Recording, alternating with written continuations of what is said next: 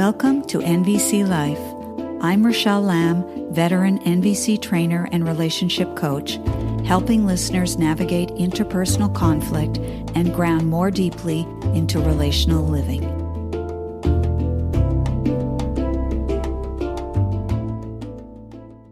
You've heard it many times. Don't take it personally. A modern-day aphorism commonly espoused in personal and professional development trainings and spiritual teachings intended to remind us that the things other people say and do are more ostensibly a reflection of who they are than they are a reflection of who we are, particularly when objectionable words and actions are aimed at us personally. If someone says something hurtful, we're best served to treat it like water off of a duck's back. The key distinction here is not that we dismiss everything others say, but rather that we give little credence to hurtful words or words considered to be offensive, disrespectful, unkind, negative, etc. While I've spent a good part of my adult life attempting to practice not taking things personally, I'd like to propose that perhaps this well-intended advice too often falls short of shedding light on the vastness of the relational terrain in which we are rooted as human beings. Someone says to you, "I love you. I feel so grateful to have you in my life. You're a wonderful person." Do these words bring a smile to your face? Do you feel warm inside? Does it please you to hear these words? Do you take it personally? Most of you probably do. Amen that we hear messages such as these from time to time. They typically reinforce our sense of connection and belonging, as well as our self-esteem. It's really good to know that certain things about us bring joy to others.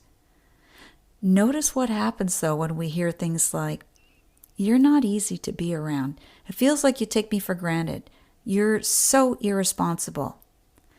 This is an opportune time to exercise not taking things personally. Or is it?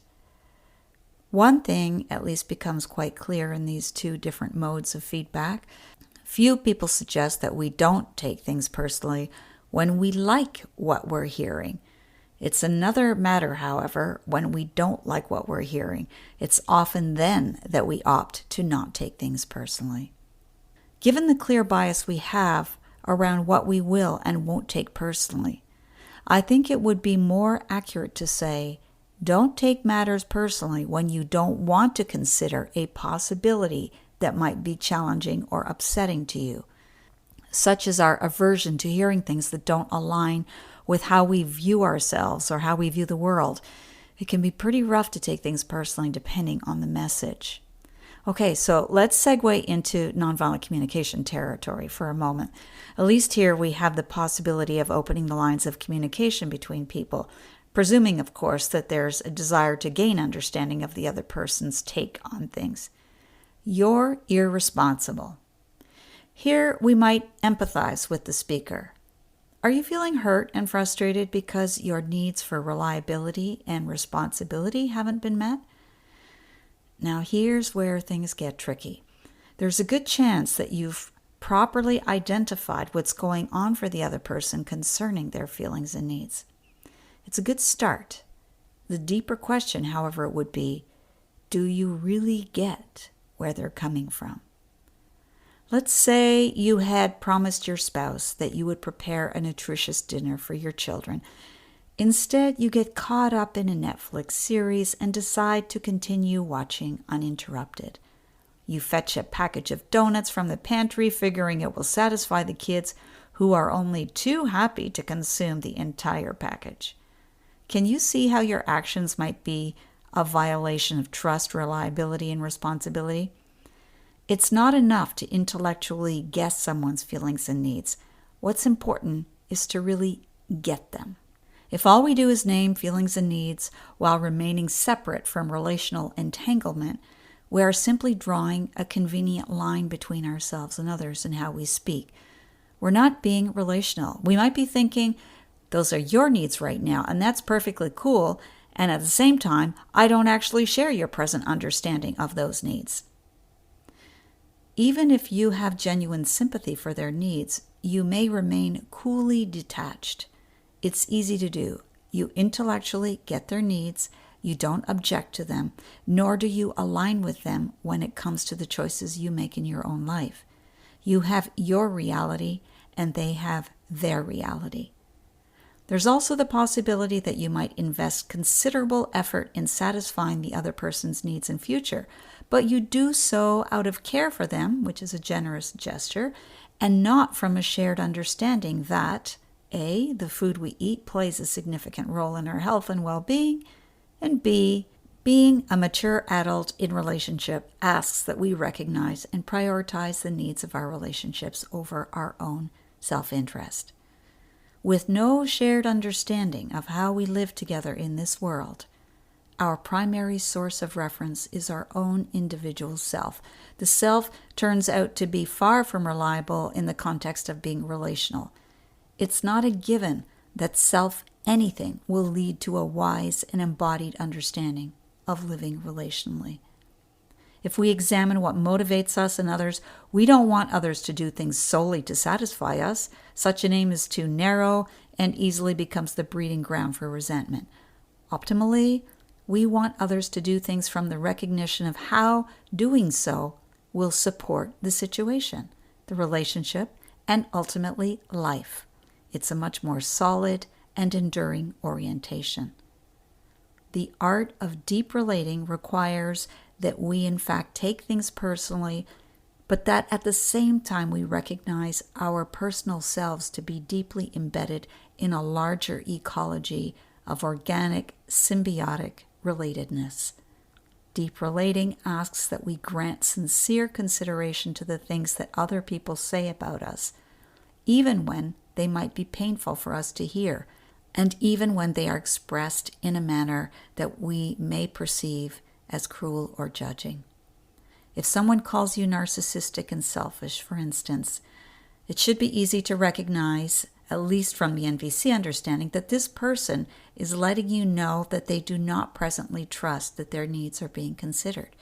The truth is, even reframing the message and appreciating the underlying need for consideration is no guarantee that we will welcome hearing that news.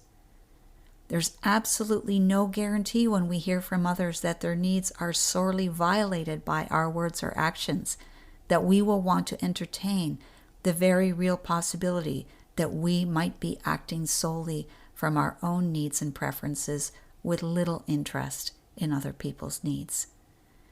If we're willing to courageously wade into the relational current, what is needed in a time like this is mourning, deep mourning, that we have transgressed against another, against ourselves, against the web. It's not a time to beat up on ourselves. Self-loathing only ensures that no real learning will occur, and it bypasses the real work of mourning and learning. Of course, taking things personally does not mean that another person's assessment of us is accurate. Your 16-year-old daughter might call you selfish when she asks if she can borrow your car, and you explain that you need it to get to an appointment. People sometimes say things from a place of childlike reactivity when they don't get what they want.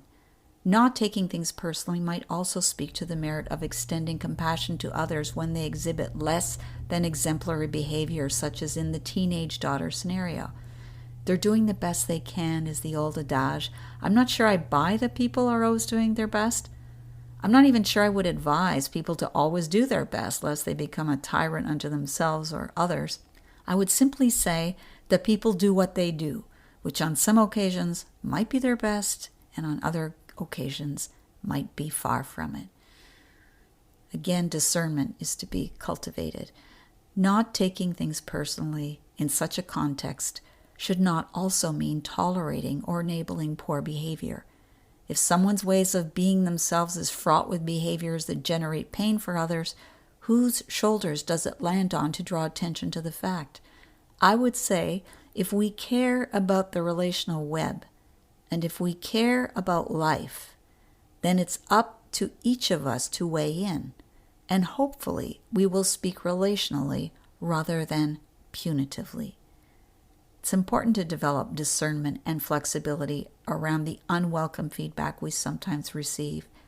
We can deepen in terms of our humanness, maturity, integrity, and wholeness if we pay attention to the ways in which we become reactively defensive, closed, and rigid around the things we prefer not to consider.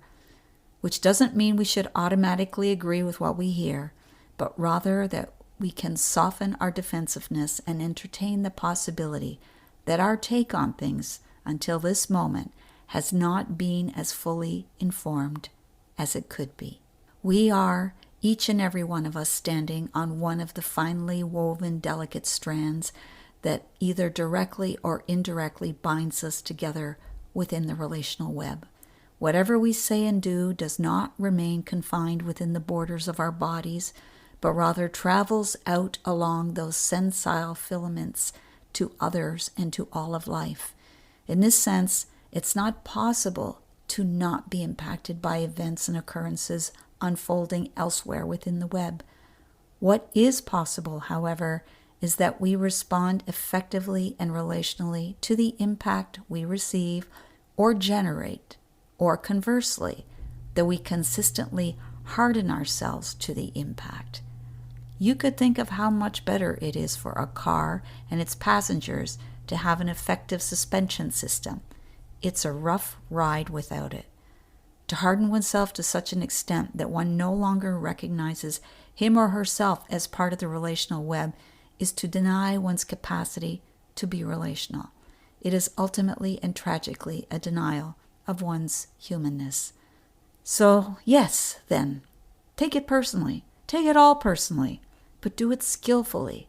Feel deeply, reflect deeply, renew your kinship with the relational web. The purpose of the 360 feedback is not to diminish people. It is to strengthen people and their bonds. It is to provide vision where our own seeing cannot reach. It is to establish our place of belonging within the sacred web of life. Here's a beautiful piece written by Black Elk from the book Black Elk Speaks, being the life story of a holy man of the Oglala Sioux. And while I stood there, I saw more than I can tell, and I understood more than I saw. For I was seeing in a sacred manner the shapes of things in the spirit and the shape of all things as they must live together like one being. From Black Elk. I hope you enjoyed this episode. Thank you for tuning into NVC Life. For future episodes, be sure to subscribe on iTunes, Spotify, or YouTube. For free resources or to book a private session with me, head over to RachelleLamb.com. Until the next time, stay sane, grateful, and generous.